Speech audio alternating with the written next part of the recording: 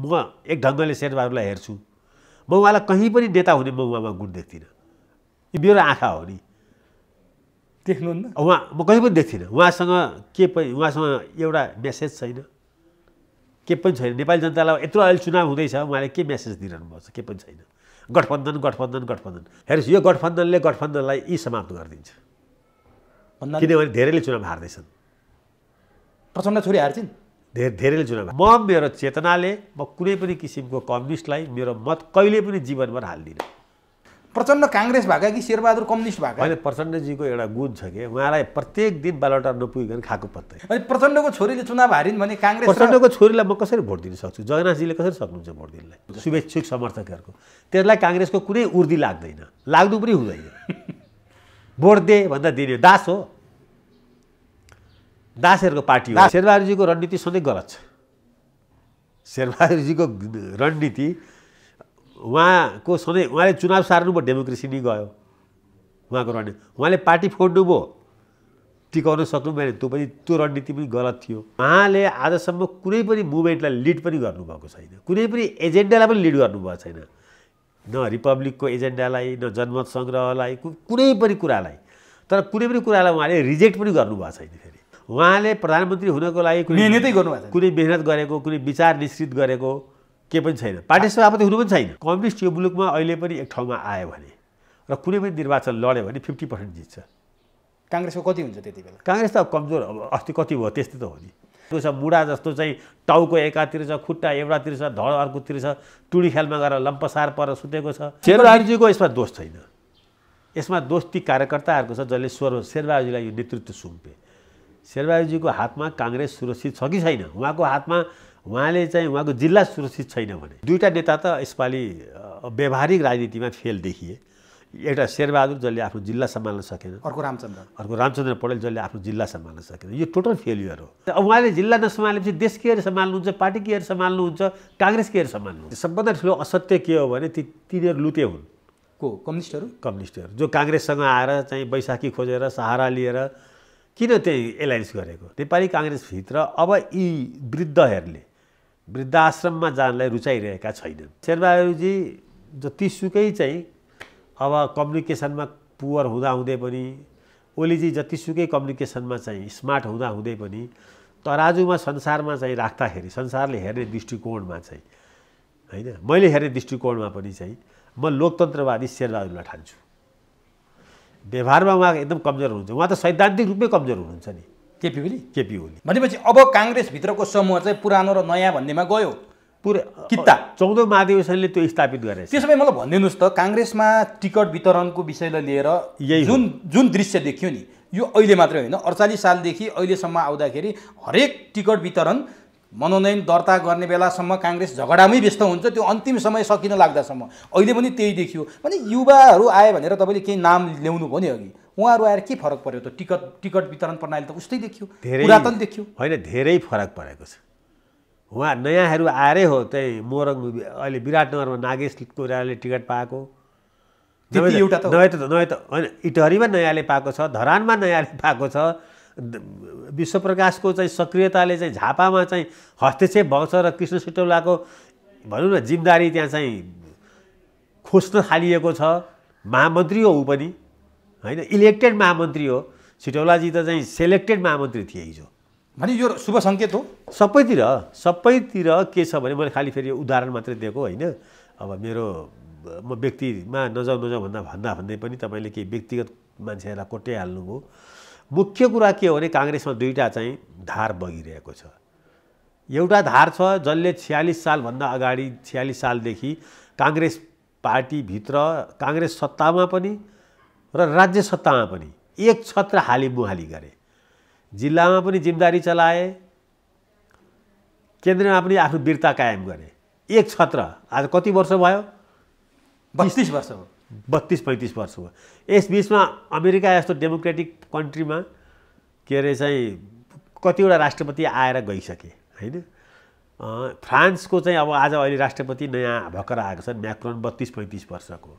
इन्डियामा Indian national Congress यस्तै चाहिँ जिम्मेदारी र वीरतावालहरूले चलाएको पार्टी खुम्चिएर सबै समाप्त जस्तो भएको छ र चाहिँ नयाँ युवाहरूको एउटा चाहिँ वेगले चाहिँ भारतीय जनता पार्टी अगाडि आइरहेछ।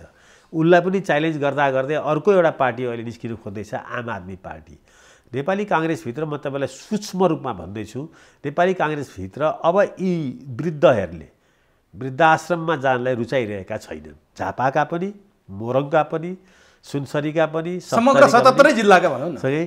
त्यसै कारणले के छ भने काङ्ग्रेस चाहिँ हामी भारतीय काङ्ग्रेस जस्तो, इन्डियन नेसनल कङ्ग्रेस जस्तो हुन दिँदैनौँ भनेर जबरजस्त किसिमले समानान्तर रूपमा नयाँ युवाहरूको बिच, युवा भन्नाले खालि उमेरले मात्रै युवा छैन नि, विचारले पनि युवा छन्।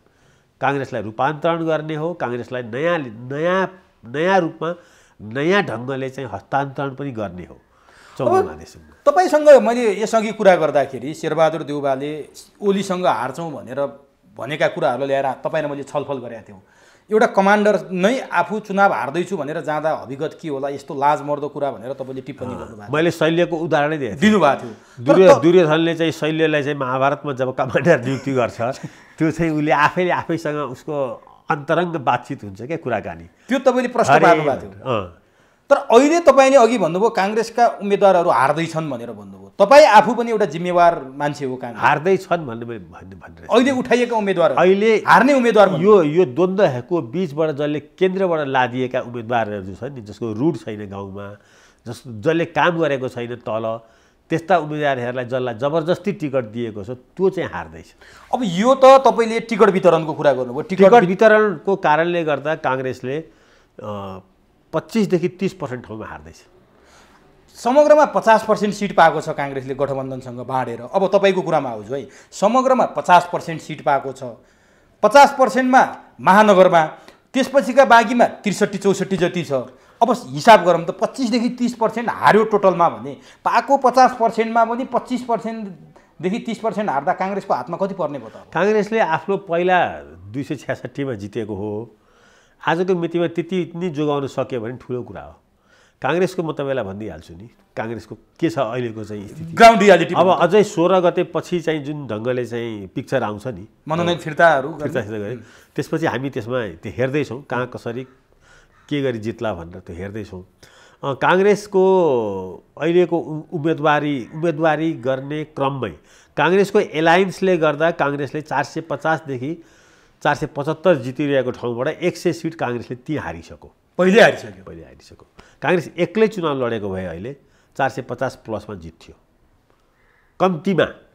यो मैले धेरैपल्ट भनेको थिएँ, भनेपछि आधाभन्दा बढी जित्थ्यो, आधाभन्दा बढ्ता जित्थ्यो एक्लै लड्ने आँट गरेको भए। त्यो पहिले गुमाइसक्यो, त्यो पहिले गुमाए काङ्ग्रेसले केन्द्रीय स्तरबाट यो एलायन्सको यो झन्झटमा र यो गन्जागोलमा नपरेर आफ्नै केन्द्रीय कार्य समितिको जुन निर्णय थियो नि, स्थानीय आवश्यकता र औचित्य अनुसार तल्लो निकायले तालमेल गर्न सक्छ भन्ने, हामीसँग त्यो मात्रै एउटा विपन लिएर चाहिँ तल तालमेल गरेको भए काङ्ग्रेसले त्यसको बावजुद पनि चाहिँ 266 बाट चाहिँ काङ्ग्रेसको सिट चाहिँ 350 पुग्थ्यो।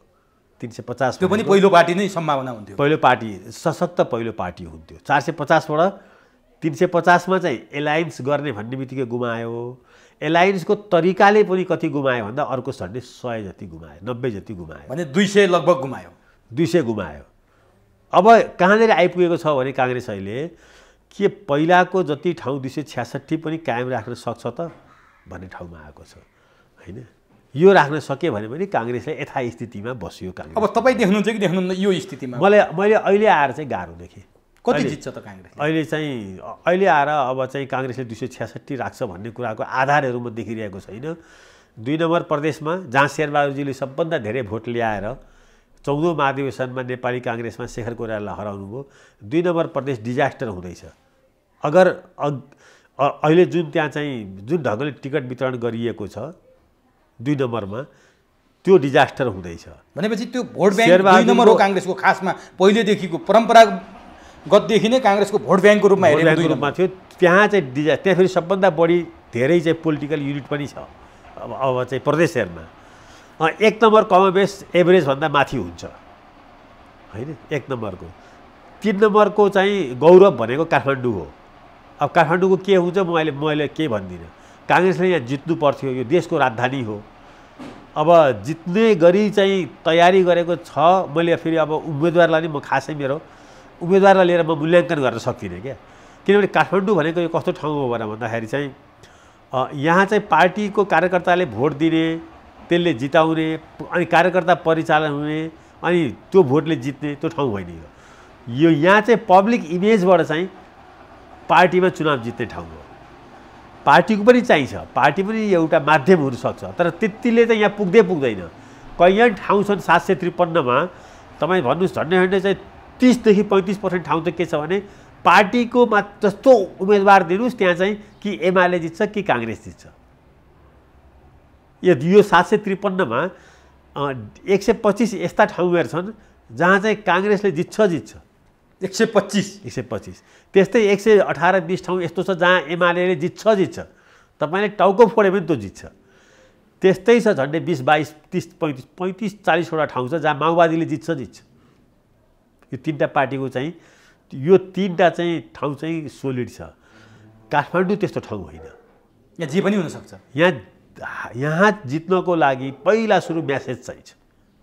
म्यासेज भनेको काङ्ग्रेसले राम्रो उम्मेदवार दियो भनेर होइन, म्यासेज चाहिन्छ। अहिलेको उम्मेदवारले के मेसेज दिन्छ काङ्ग्रेसको काठमाडौँमा? होइन त्यो मैले अहिले म उहाँलाई चिन्दिनँ, मैले जज गर्दिनँ म त्यसै। तर उहाँले भन्नुभयो नि म सामान्य मान्छे होइन, गणेशमान सिंहको बुहारी हो, म प्रकाशमान सिंहको श्रीमती हो, गणेशमान सिंहलाई मैले चिनाइरहनु पर्दैन, म गोर्खाकी चेली हो, राजनीतिमा मेरो पनि योगदान छ। मेरो एकदमै शुभेच्छा छ उहाँले जितुन् भन्ने।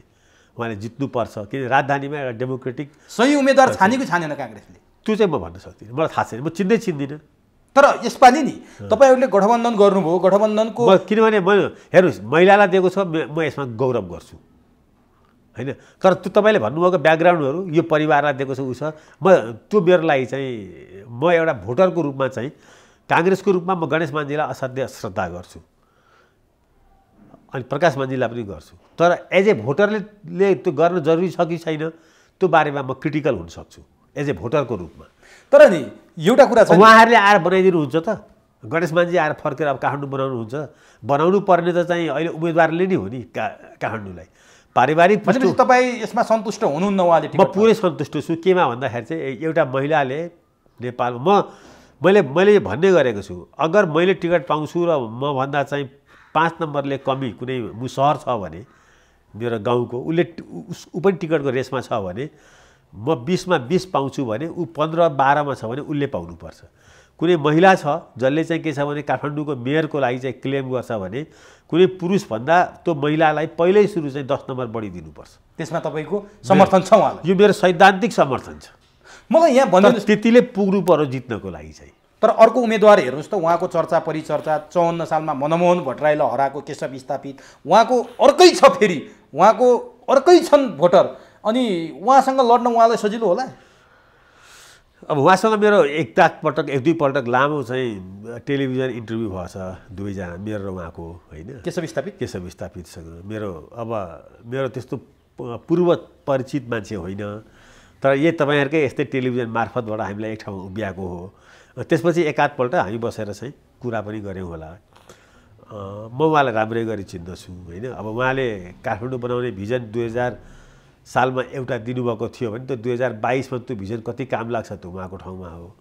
म उहाँको बारेमा पनि धेरै चाहिँ क्रिटिकल। तर अलिकति उटपटाङ काम गरेर चर्चामा आएको मान्छे हो नि, उहाँले स्वीकार्नु भएको छ कि कृष्णप्रसाद भट्टराईले चुनाव हराउन विद्या भण्डारीको साडीमा रातो फालिदिने मान्छे म, सेतो साडी। होइन, विवाद नभई केशव स्थापित बाँच्न सक्दैन भन्ने उहाँको एउटा थ्योरी छ, न्यारेटिभ छ। अब खड्ग ओलीजी जुन बेला चाहिँ युवा सङ्घीयको अध्यक्ष हुनुहुन्थ्यो, उहाँ महासचिव हुनुहुन्थ्यो, बहुदल आइसकेपछि चाहिँ प्रहरायु सङ्घीयको हो। तर उहाँले धेरै पार्टी प्रजा परिषद समेत हुनुभएछ, उहाँले कुनै पनि पार्टी मागिराख्नु भएको छैन काङ्ग्रेस बाहेक, सबै पार्टी चार्दै आएको विगत पनि छ। अनि उहाँले एउटा मिटु भन्ने उमा जोडिएर राजीनामा दिनु परेको प्रदेश मन्त्रीबाट, अब चाहिँ प्रदेश मन्त्रीबाट राजीनामा दिएको मान्छे उम्मेदवारमा आएर उहाँले त्यो मिटुलाई भत्काउन सक्नु होला? अब त्यो मिटुको बारेमा मलाई थाहा छैन, हेर्नुहोस् म त्यो व्यक्तिगत निटिगिटीमा जान अब पब्लिक लाइफ मन्त्रीबाट राजीनामा दिनुपर्ने त्यसलाई अब सुप्रिम कोर्टले चाहिँ त्यसलाई जबसम्म चाहिँ या उहाँ त्यो आरोपमा दोषी ठहर हुनुहुन्न तबसम्म यहाँ चाहिँ के हुन्छ भने अब जसलाई पनि जे पनि आरोप लगाइदिएको हुन्छ। त्यसमा पनि खास गरी अहिलेको चाहिँ जुन चाहिँ मिडिया छ यो बडो डरलाग्दो छ कि तपाईँसँग म कुरा गर्दैछु मलाई भारतीय दलाल भनिदिइहाल्छ। म आजसम्म चाहिँ त्यो भारतीय एम्बेसीमा म छिरेको पनि छैन होला। तर आजभोलि त छिर्नै पर्दैन अरे नि। होइन अब खोइ थाहा छैन त्यो, म कहीँ पनि छिरेको छैन। तपाईँलाई भन्नु म सिंहदरबार चाहिँ बहुदलीय व्यवस्था नआइकन म छिरेको पनि थिइनँ, मलाई कामै पर्दैन थियो। म कुनै नेताको घर म प्रायः 99% म छिरेकै छैन नेताको घरमा। तर पनि के छ भने अब जस्तो मलाई ट्याग लगाइन्छ नि यसको हो उसको हो भनेर, नेपालमा चाहिँ बिपी कोइरालालाई त ट्याग लगाउनु छोडेन, भारतीय दलाल भनेर यही खड्ग ओलीजीहरूको पार्टीले निर्णय गरेको छ। अहिले त अनि उहाँको पार्टीको महानगरपालिकाको मेयरको उम्मेदवार भरतपुरको बिपी कोइरालाको फोटोमा माल्यार्पण गरेर मनोनयन दर्ता गर्न जानुभयो। के हो त्यो फेरि? बुद्धि पलाएको हो। अहिले सबै नेपालको कम्युनिस्टहरूको राजावादीहरूको बुद्धि पलाएको छ। तर काङ्ग्रेसको पलाउनु बिपी कोइरालाप्रति काङ्ग्रेसको पनि छ। काङ्ग्रेस सबै काङ्ग्रेस होइन। बिपी कोइरालाले कहाँ भन्नुभएको थियो कि आफ्नो सिद्धान्त नै धुलीसात पारेर कम्युनिस्टहरूसँग एलायन्स गरेर चुनाव लड्नु भनेर भन्नुभएको थियो र? जस्तोसुकै अप्ठ्यारो आउँदा पनि आफ्नो सिद्धान्त नीति नछोड भन्नुभएको थिएन? त सिद्धान्त काङ्ग्रेसले छोडेको छैन, मूलत सिद्धान्त छोडेको छैन, रणनीतिमा काङ्ग्रेस चाहिँ चुकेको छ। अब हेर्नुहोस् त, सिद्धान्त र रणनीतिमा फरक हुन्छ। बिपी कोइरालाले पनि आफ्नो रणनीति प्रशस्तै परिवर्तन गर्नुभएको छ। भनेपछि यो रणनीति यो चाहिँ रणनीति हो, तर यो गलत रणनीति हो, गलत टाइमको गलत रणनीति हो। बिपी कोइरालाको रणनीति के थियो? नेपालको राजतन्त्रबाट बरु कोसीको बगरमा उभिएर बालुवा निचर्यो भने डेमोक्रेसी आउला, तर नेपालको राजतन्त्रले चाहिँ डेमोक्रेसी दिँदैन भन्ने थियो। यो 30 सालको तरुण पत्रिकामा उहाँ आफैले बोल्नु भएको र लेख्नु भएको इन्टरभ्यू हो यो। त्यही बिपी कोइराला 33 सालमा म प्रजातन्त्रको लागि राजासँग सहकार्य गर्छु भन्नुभएको छ। होइन, म राजालाई कन्भिन्स। त्यो पनि रणनीति हो। नेपालमा रणनीति त चेन्ज हुन्छ नि। रणनीति भनेको तपाईँ बिपी कोइराला म त्यतिखेरको कोल्ड वारको स्टेजमा जतिखेर सोभियत धुरी र चाहिँ अमेरिकन धुरी थियो, म चाहिँ सोभियत धुरीमा जान्न, म कम्युनिस्टमा मिल्दिनँ भन्नुभयो उहाँले, चाइनिज धुरीमा पनि जान्न भन्नुभयो। त्यो रणनीति थियो। अब बिपी कोइराला बाँचिरहेको भए चाहिँ कोल्ड वार सिद्धिन्थ्यो 1990मा, 89तिर सिद्धियो। बिपी कोइराला चाहिँ अब यो कोही संसारको कम्युनिस्टै कोही रहेन नि त भनेर मिल्नु हुन्थ्यो कि? गणेशमानजी के त्यसै मिलेको हो र? गणेशमानजी पनि त्यत्तिकै चाहिँ अध्ययनशील र चाहिँ त्यति नै चाहिँ पढाकु मान्छे हो। गणेशमानजी बिपीभन्दा कम होइन नि पढ्न अध्ययन गर्न त। तर उहाँहरूले विरासत धान दिएको र उहाँहरूले यहाँसम्म ल्याइदिएको काङ्ग्रेसमा अहिलेको नेतृत्वमा कुनै अंश छ त? दुर्भाग्यले के छ भन्दाखेरि चाहिँ शेरबहादुरजीको इतिहास सङ्घर्षको असाध्यै राम्रो छ। उहाँले नेपाल विद्यार्थी सङ्घको अध्यक्ष हुनुभयो, नेपी सङ्घका युवाहरूलाई जोड्नुभयो, आफ्नो पनि चाहिँ एउटा चाहिँ आस्थाको राजनीतिमा लामो समय जेल सुदूरपश्चिमको कमान्डरै बन्नुभयो, सुदूरपश्चिमको जितेर आउनुभयो, आजसम्म आफू कहिले हार्नुभएको छैन चुनाव। यो पनि एउटा चाहिँ उहाँलाई चाहिँ दिनुपर्ने क्रेडिट हो। तर उहाँले आजसम्म कुनै पनि मुभमेन्टलाई लिड पनि गर्नुभएको छैन, कुनै पनि एजेन्डालाई पनि लिड गर्नुभएको छैन, न रिपब्लिकको एजेन्डालाई, न जनमत सङ्ग्रहलाई, कुनै पनि कुरालाई। तर कुनै पनि कुरालाई उहाँले रिजेक्ट पनि गर्नुभएको छैन फेरि। त त्यसै कारणले उहाँको पर्फेक्ट मध्यमार्गी लाइन छ। यो मध्यमार्गी लाइनले के गर्दो रहेछ भनेर भन्दाखेरि निष्क्रिय बस्दा बस्दै पनि 5 पल्ट सभापति हुन पाइँदो रहेछ। प्रधानमन्त्री त्यो कुनै दौडधुप पनि देखिएन, केही छैन उहाँले प्रधानमन्त्री हुनको लागि मेहनतै गर्नुभएको, कुनै मेहनत गरेको, कुनै विचार निश्चित गरेको के पनि छैन। पार्टी सभापति हुनु पनि छैन। उहाँलाई के भन्ने भाग्यमानी भन्ने? अनि उहाँ मध्यमार्गीको एउटा चाहिँ उहाँ बुद्धमार्गी नै हो जस्तो लाग्यो मलाई। उहाँ भाग्यमानी पनि सुपर भाग्यमानी। अब म भाग्यवादमा विश्वास गर्दिनँ होइन, तर अब नियतिमा त विश्वास गर्नु पर्यो नि। नियति चाहिँ अब नि यो गठबन्धन बनाउनु भयो त ल ठिक छ, रणनीति होला यो काङ्ग्रेसको, सिद्धान्त होइन। कहिलेकाहीँ रणनीति गलत हुँदै जान्छ। होइन, कहिलेकाहीँ शेरबहादुरजीको रणनीति सधैँ गलत छ। शेरबहादुरजीको रणनीति उहाँको सधैँ उहाँले चुनाव सार्नुभयो, डेमोक्रेसी नै गयो उहाँको रणनीति। उहाँले पार्टी फोड्नुभयो, टिकाउन सक्नु भएन, त्यो रणनीति पनि गलत थियो। आएर फेरि पार्टी यसैमा आएर मिलाउनु पर्यो। उहाँले यो 74 सालको चुनावमा चाहिँ माओवादीलाई लिएर चुनावमा जानुभयो र चाहिँ स्थानीय निकायमा उसँग चाहिँ गठबन्धन गर्नुभयो। त्यो माओवादीले छोडेर फेरि एमालेसँग गएर मिल्यो, त्यो रणनीति पनि उहाँको गलत थियो। उहाँले योभन्दा पहिलेको चुनावमा चाहिँ कम्युनिस्टहरू निरङ्कुश हुन्छन् भनेर चाहिँ चुनावको मेनिफेस्टो बनाउन लाउनुभयो होइन। अब तर त्यही कम्युनिस्टहरू जितेर तिनीहरू निरङ्कुश पनि हुन सकेनन्, सबै ठाउँ फेल हुनुभयो। त्यो उहाँको नीति, रणनीति र नेतृत्व सबै फेल खाँदै पनि उहाँको मध्यमार्गी लाइन त्यो फेल भयो भनेर कसैले उहाँलाई आरोप पनि लाउँदैनन् होइन। उहाँ चाहिँ 5-6 पल्ट सभापति, अब 7 पल्टसम्म चाहिँ भनेको छ अरे प्रधानमन्त्री, के अरे प्रधानमन्त्री ज्योतिषीले अझै 1-2 पल्ट हुनुहुन्छ होला।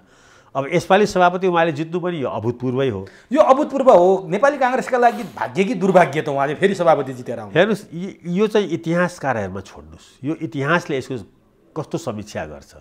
मलाई के लाग्छ भने इतिहासले यसको निर्मम समीक्षा गर्छ। यो मेरो अब्जर्भेसन हो। मेरो अब्जर्भेसन ठिक हुनुपर्छ भन्ने छैन।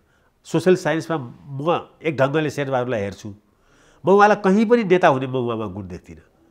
यो मेरो आँखा हो नि, देख्नुहुन्न? म कहीँ पनि देख्दिनँ। उहाँसँग एउटा मेसेज छैन, के पनि छैन। नेपाली जनतालाई यत्रो अहिले चुनाव हुँदैछ, उहाँले के मेसेज दिइरहनु भएको छ? के पनि छैन। गठबन्धन। यो होल चुनाव चाहिँ केमा गएर बसेको छ भने गठबन्धनमा। अब उहाँ यही कुरा पनि गठबन्धनलाई पनि ठिक ढङ्गले पुष्टि गर्न सक्नुहुन्न, अर्थात् उहाँ मेसेन्जर पनि हुन सक्नुभएको छैन। उहाँकै जिल्लामा हेर्नुहोस् त, बिपी काङ्ग्रेस भनेर पहिलाका कर्णमल्लहरू अर्को उम्मेदवार गठन गरेर प्यारलाल कमिटी बनाएर बिपी काङ्ग्रेसको नामबाट चुनाव लड्ने। अनि दुईटा नेता त यसपालि व्यावहारिक राजनीतिमा फेल देखिए। एउटा शेरबहादुर जसले आफ्नो जिल्ला सम्हाल्न सकेन, अर्को रामचन्द्र पौडेल जसले आफ्नो जिल्ला सम्हाल्न सकेन। यो टोटल फेलियर हो। त्यही फेलियरको सिँढीमा चाहिँ कृष्ण सिटुला पनि छन्, जसले आफ्नो यत्रो युवा जितिरहेको चाहिँ विश्वप्रकाश शर्मालाई स्याल्युट गरेर चाहिँ त अब यो जिल्लाको चाहिँ काम गरेँ, अब म त अब यो उमेरको भएँ भनेर भन्न सकिरहेका छन्। लोभ गरेर बसे। त्यस्तो पनि कहीँ हुन्छ यार राजनीतिमा। गिरिजाप्रसाद कोइरालाले मोरङमा चाहेको जे पनि हुन्थ्यो नि। अशोक कोइराला सभापति हार्थे त गिरिजाप्रसाद कोइरालाले चाहेको भए?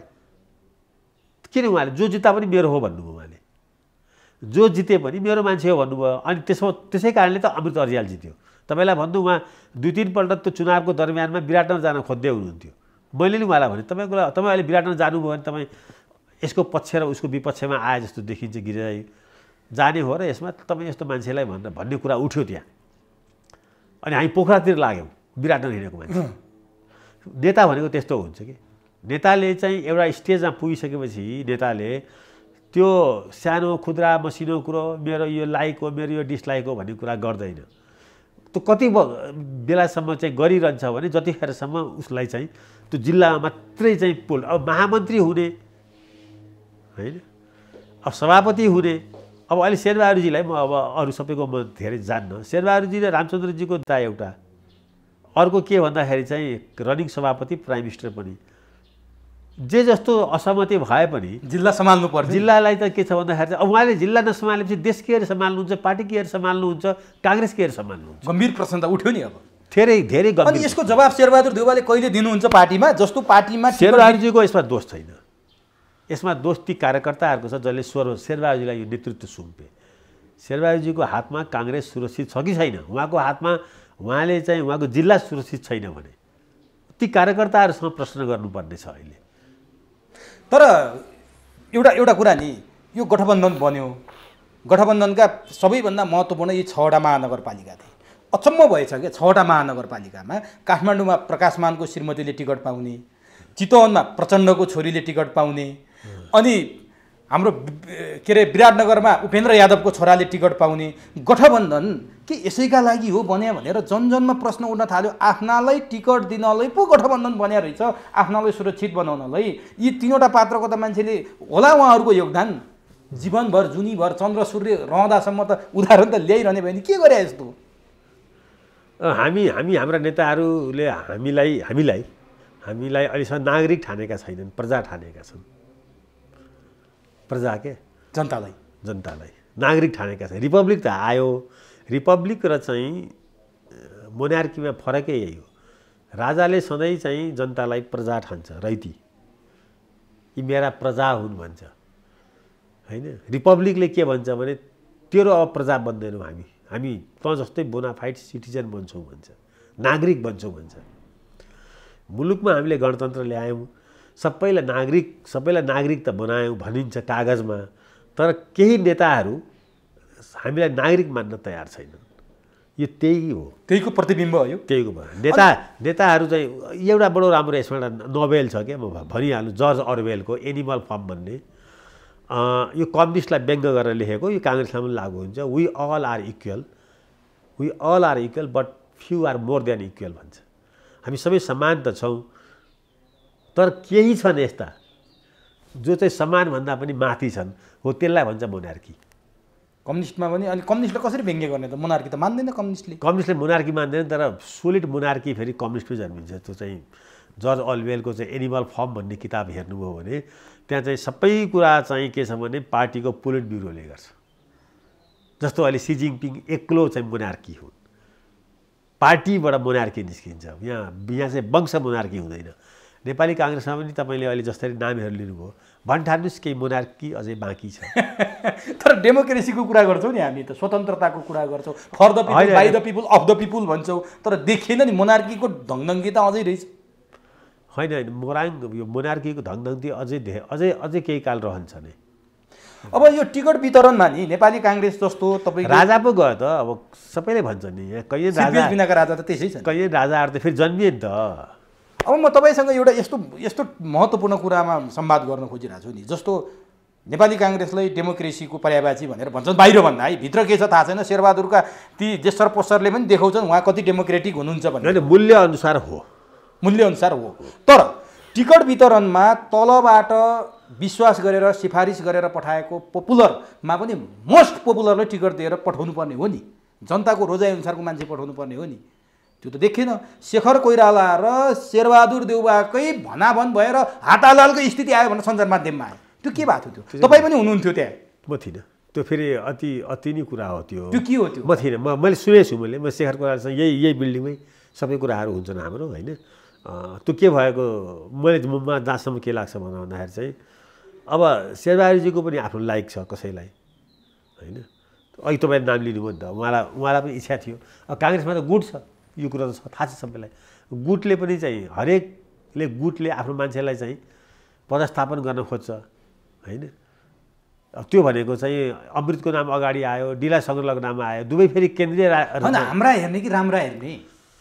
अब दुइटै हेर्छन् यहाँ राम्रा हाम्रै मात्रै हुन्छन् राम्रा जति छन् त्यो हाम्रा हुन्छन् सबैका हुँदैनन् त्यो ट्रेन कहिलेसम्म बस्छ काङ्ग्रेसमा अब यो काङ्ग्रेसको लिडरसिप क्राइसिस हो अब नि जस्तो नि सुन्नुहोस् यो काङ्ग्रेसको के हो भन्दाखेरि काङ्ग्रेसमा अहिले लिडरको कमान्ड कन्ट्रोल छैन शेरबहादुरजी 70% 80% कतिले सभापति त हुनुहुन्छ तर पार्टीमा उहाँको कमान्ड छैन कन्ट्रोल छैन किन कमान्ड कन्ट्रोल छैन भने उहाँ निर्णय मात्रै गरेर मान्छेको कमान्ड कन्ट्रोल हुँदैन क्या पार्टीलाई वैचारिक रूपले ड्राइभ जसले गर्छ पार्टीलाई पारदर्शी र नैतिक रूपले जसले ड्राइभ गर्छ नि त्यो मान्छेसँग चाहिँ निर्णय गर्ने क्षमता पनि चाहिँ बढी हुन्छ त्यो निर्णयलाई चाहिँ कार्यकर्ताहरूले पनि मान्दछन् सबैलाई थाहा छ शेरबहादुरजीको लिमिटेसन सबैलाई थाहा छ चाहिँ अब रामचन्द्रजीको लिमिटेसन त्यस कारणले गर्दा अहिले पार्टी नेपाली काङ्ग्रेस पार्टीभित्र यो क्राइसिस भएको उहाँले यद्यपि उहाँको अहिले चाहिँ केन्द्रीय कार्य समितिमा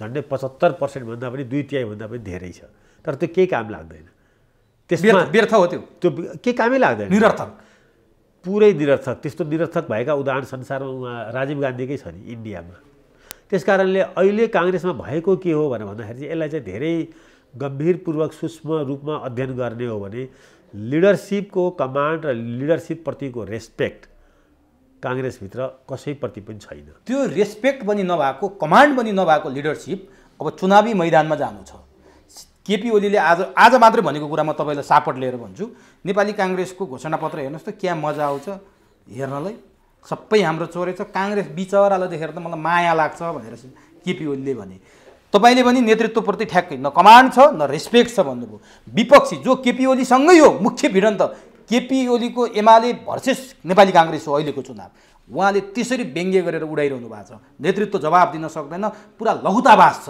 अनि त्यो नेतृत्व एमालेसँग कसरी भिडन्त गर्छ उहाँले घोषणापत्रै उडाइदियो यस्तो छ शेरबहादुरजीले जुन मूल्य पद्धति र जुन विश्वविद्यालय बोक्नुभएको छ नि शेरबहादुरजीको जुन स्कुलिङ छ जुन चाहिँ उहाँले मूल्य पद्धति बोक्नुभएको छ जुन इतिहास छ उहाँको त्यो चाहिँ लोकतन्त्रको पक्षधर हो आज शेरबहादुरजी जतिसुकै चाहिँ अब कम्युनिकेसनमा पुवर हुँदाहुँदै पनि ओलीजी जतिसुकै कम्युनिकेसनमा चाहिँ स्मार्ट हुँदाहुँदै पनि तराजुमा संसारमा चाहिँ राख्दाखेरि संसारले हेर्ने दृष्टिकोणमा चाहिँ होइन मैले हेर्ने दृष्टिकोणमा पनि चाहिँ म लोकतन्त्रवादी शेरबहादुरलाई ठान्छु व्यवहारमा उहाँ एकदम कमजोर हुनुहुन्छ उहाँ त सैद्धान्तिक रूपमै कमजोर हुनुहुन्छ नि केपी ओली तर बिचरा काङ्ग्रेस भन्ने अवस्थामा पुग्नुभयो हो त्यो बिचरा भन्ने अवस्था अब त्यसको जवाफ दिन सक्ने चाहिँ शेरबहादुरजीसँग तागत भएको भए उसलाई बिचारा बनाइदिनु हुन्थ्यो। खै त अब तर अब शेरबहादुरजीले त्यो जोइन गर्न सक्नुहुन्न।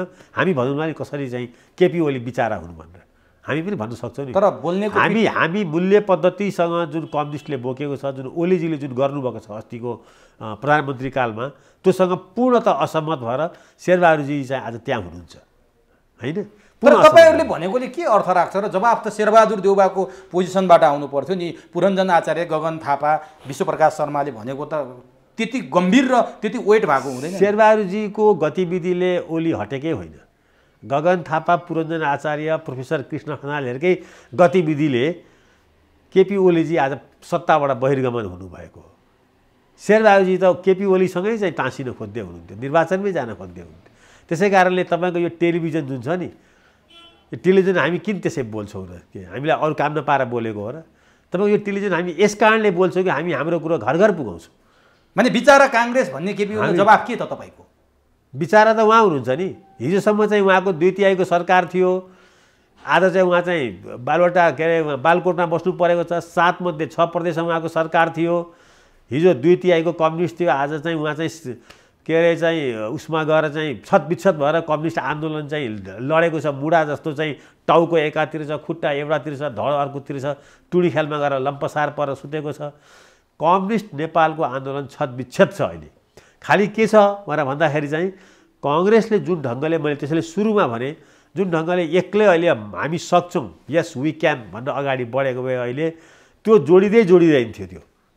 त्यो टाउको एकैतिर हुन्थ्यो, हातखुट्टा अर्कोतिर हुन्थ्यो, धड तर डरायो काङ्ग्रेस होइन। काङ्ग्रेस शेरबहादुरजी चाहिँ के छ भने आफ्नो मूल्य पद्धतिसँग विश्वास गरेर म अब यही बेला हो, म चाहिँ उयो अर्जुनको बाण चाहिँ के छ भने चाहिँ कर्णलाई हाने जस्तो म ठोक्छु अहिले यिनीहरूलाई चाहिँ, म एक्लै लड्छु भनेर चाहिँ हिँडेको। काङ्ग्रेसले सबैभन्दा अनुकूल समय नै यही बेला थियो होइन। काङ्ग्रेसले नेपालको यो चाहिँ धूर्त कम्युनिस्ट आन्दोलनलाई चाहिँ कमजोर पार्ने चाहिँ एउटा गोल्डन अपर्च्युनिटी अहिले गुमायो। अब यसको क्षति कहिले यसको ग्राउन्डलाई नि तोड्न सकिन्थ्यो। अब दुर्भाग्यले यसको ग्राउन्डलाई फेरि जोड दिने कामहरू चाहिँ काङ्ग्रेस यसको चाहिँ मतियार बन्दै। भनेपछि स्थानीय तहको निर्वाचन सकिसकेपछि फेरि केपी ओली प्रचण्डहरू एक ठाउँमा आउनेछन् भन्ने तपाईँको प्रक्षेपण हो? मेरो त प्रक्षेपण होइन, म त त्यस कुरामा म धेरै विश्वस्त छु। डाक्टर मिनेन्द्र रिजालले अबको चुनावपछि, सङ्घीय चुनावपछि केपी ओलीले नै प्रचण्डलाई प्रधानमन्त्री बन्न प्रस्ताव गर्नेछन् भनेर बोल्नु भएको छ। तपाईँलाई लाग्छ त्यो सत्य हो? कसरी भनिरहनु? म प्रधानमन्त्री को बन्छ भन्दैछु, म अहिले प्रक्षेपण गर्दिनँ। म यति चाहिँ के भन्छु भने नेपालको कम्युनिस्ट आन्दोलनको लागि यो लोकल चुनावले यिनीहरूको टुटफुटको कारणले गर्दा यिनीहरूलाई चाहिँ असर पर्छ र नेपालमा फेरि कम्युनिस्ट एकताको बाँसुरी यही चुनावपछि, अहिले हामी यो वैशाखमा कुरा गर्दैछौँ, यो जेठपछि बाँसुरी बजिहाल्छ। अनि त्यो बाँसुरी बज्ने मात्रै हुन्छ कि फेरि यिनीहरू एक ठाउँमा जान्छन्? बाँसुरीको धुनमा आउँछन्, ल्याउँछन् मान्छेहरूले, त्यो धुनमा चाहिँ यिनीहरूको। अनि त्यति बेला काङ्ग्रेसलाई गाह्रो हुन्छ कि काङ्ग्रेसलाई सजिलो हुन्छ? होइन, अब अहिले कतिपय ठाउँमा जितिरहेको काङ्ग्रेस त थोरै मोटाएको हो र त फुलेको हो नि होइन। त्यसपछिको काङ्ग्रेसको अवस्था के हुन्छ? त्यसपछि जो काङ्ग्रेस रियल काङ्ग्रेस हुन्छ, अब काङ्ग्रेसको वनवास लामो हुनुपर्ने थियो मेरो विचारमा। 10 वर्ष सत्ताबाट अस्ति 5 वर्ष खुरुक्क लाएर राम्ररी चलाइदिएको हुन्थ्यो केपी ओलीजीले, र थप 5 वर्ष मैले उहाँको चाहिँ शासनको आकाङ्क्षा राखेको थिएँ। हामी सपोर्ट गर्न पनि तयार थियौँ 10 वर्ष, किनभने यो मलमूत्र सहितको गनाएको काङ्ग्रेसले चाहिँ नेपालको रूपान्तरण गर्दैन। अब अहिले काङ्ग्रेसमा अहिले चाहिँ मलाई लागेको छ एकातिर युवा कैयन होनहार युवाहरू चाहिँ पोलिटिक्स गर्छु भनेर आएका छन् होइन, जसले अहिले पुरानोलाई विस्थापित गर्दैछ। अर्कोतिर सँगसँगै फेरि ती युवाहरूलाई चालिदिन डन, कुण्डले, मुण्डले, ट्यापे, स्यापे यी सबै पनि फेरि के छ भने यहाँ आयो भने आफ्नो बिजनेस है, आफ्नो व्यापार, आफ्नो चाहिँ प्रभुत्व फेरि चाहिँ कायम राख्न सकिन्छ भनेर पनि आएको छन्।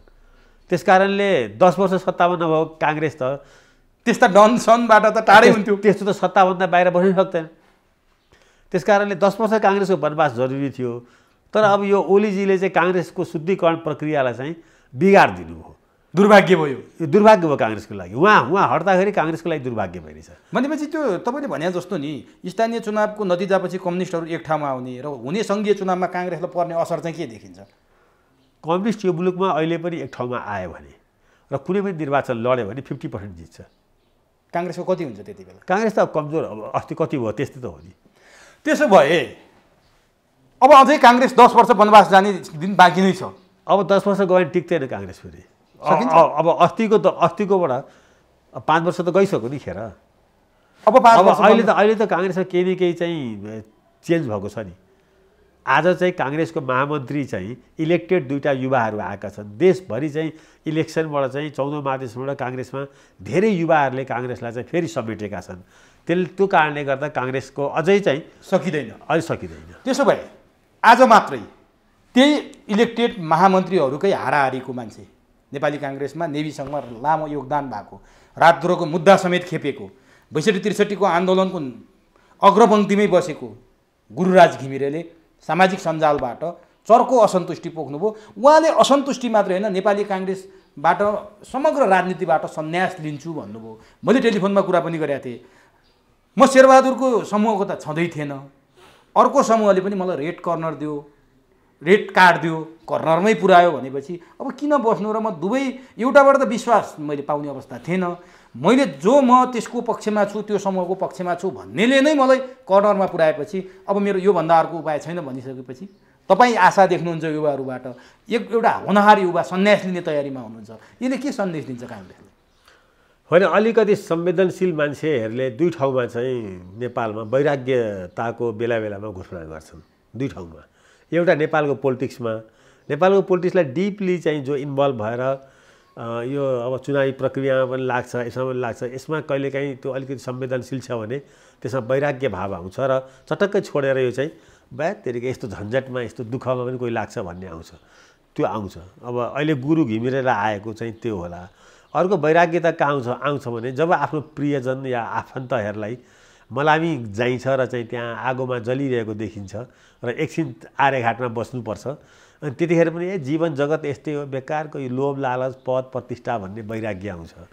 यो 2 ठाउँमा मान्छेलाई, नेपालको पोलिटिक्समा अलिकति पनि संवेदनशील मान्छेहरूलाई वैराग्य चाँडै आउँछ। यसमा लाग्ने कि नलाग्ने, यो बेकारको यो झन्झटमा, यो दुःखमा भन्ने हुन्छ। यसमा बडो राम्रो निबन्ध लेखेका छन् बर्टन रसेलले के भन्छन् भन्दाखेरि चाहिँ बडो महान एउटा चिन्तक विचारक हुन् बर्टन रसेल। यो शताब्दीको 100 पुरुषहरूमध्ये 20औं शताब्दीको उनको नाम सायद टप 10 मा पनि छ होला होइन। कार्ल मार्क्स, आइन्स्टाइनहरू पछि उनको नाम टप 10 भित्रै आउँछ। उनले चाहिँ के भन्छन् भन्दाखेरि चाहिँ राजनीति त्यस्तो सेक्टर हो जहाँ चाहिँ असल मानिसले खराब मानिसको लागि सधैँ कुर्सी खाली गर्नलाई तयार भएर बस्छ अरे। कुनै खराब मानिस आएर चाहिँ तँबाट चलेन यो हट, त भ्रष्ट भइस भनेर चाहिँ एकदम ठुल्ठुलो स्वरमा कराएर खराब मानिसले करायो भने असल मानिसहरू यो झन्झटमा को लाग्छ भनेर कुर्सी खाली गरिदिइहाल्छन् रे। अब गुरु त्यस्तै संवेदनशील मानिस हो। गुरु जस्ता मानिसहरू काङ्ग्रेसमा धेरै छन्, तर अब इमोसनले मात्रै पनि काङ्ग्रेस चल्दैन, या देश चल्दैन, या राजनीति चल्दैन। अब हामी मसानघाटको वैराग्यपनले पनि चाहिँ यो संसार यो ठाउँमा पुग्दैन। हरेक मान्छे वैराग्य भयो भए त आज हामी चाहिँ कुन युगमा हुन्थ्यौँ होला? साइन्टिफिक इन्भेन्सन सबै मरेर जाने हो, के यसमा मेहनत गर्नु छ र? हातखुट्टा बाँधेर बसेको भए यो पृथ्वीमा अहिले तपाईँले टेलिभिजनमा चाहिँ के अरे यो लिइरहेको इन्टरभ्यू पनि बन्ने थिएन होइन। त वैराग्यपन कहिलेकाहीँ मान्छेलाई आउनु पनि पर्छ। त्यसले के गर्छ भने मान्छेको मूल्य पद्धतिहरू जोगिन्छ। भनेपछि त्यो आइराख्यो भने त खतरा भयो नि फेरि। तर त्यसैमा चाहिँ बसिरह्यो भने तपाईँले भनिसकेपछि मैले पनि गुरुलाई फोन पनि गरेँ, तर फोन उठेन होइन। मलाई के लाग्छ भने म चिन्छु उसलाई, मेरो एकदम राम्रो भाइ पनि हो, म विश्वस्त के छु भने ऊ फेरि चाहिँ आफ्नो यो वैराग्यपनबाट धुलो टकटकाउँछ, उठ्छ र फेरि के छ भने गएको महाधिवेशनमा 2 मतले हराइयो। होइन, फाइटर हो ऊ, 9 पल्ट हारेको हो राष्ट्रपति हुनुभन्दा पहिले अब्राहम लिङ्कन। फाइटरहरू त्यस्ता हुन्छन्। गुरु त्योभन्दा कम सानो फाइटर हो नि। मलाई थाहा छ उसको पृष्ठभूमि के हो, कस्तो परिवारबाट आएको हो, कसरी विराटनगरमा हुर्केको हो, कसरी फाइट गरेर भनेपछि उहाँले रोक्न सक्नुहुन्छ सन्यास। असाधारण चाहिँ के छ भन्दाखेरि चाहिँ इनर्जी लिएर नेपाली काङ्ग्रेसमा आएको मान्छे हो। त्यसकारणले उहाँलाई त्यो दुर्घटना हुनुभन्दा अगाडि तपाईँ रोक्न सक्नुहुन्छ? ऊ रुक्छ।